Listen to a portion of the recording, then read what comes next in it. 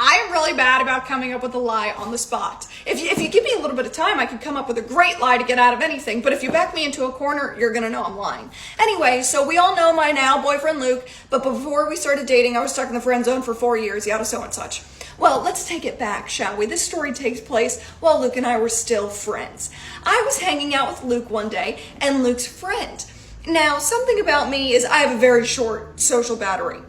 And I was done hanging out with them for the day. My battery had emptied and I'm like, I'm ready to go home. Nothing happened. They didn't offend me in any way. They didn't say anything wrong. I was just done. I wanted to go home and sit on my own couch by myself. I was done being social for that whole day. So, in the mid-conversation, I just stand up and I say, okay, bye. I do it all the time. I didn't think it was that crazy.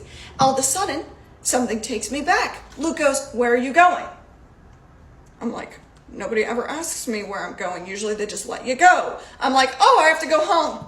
Heading for the door, he stops me again. He's like, why? And I'm like, oh, I just have some things to do. He's like, Kirby, I know you. You don't have anything to do today. At this point, I am like a rat trapped in a cage. I am like fighting to get out of this apartment for some reason. I just really wanted to go home.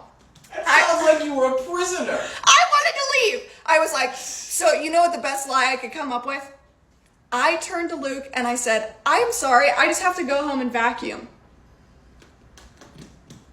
And then I turned awkwardly and I left. Luke still gets made fun of that story to the day because his friend is like, wow, that girl wanted to get away from you so bad she had to make up a lie about vacuuming.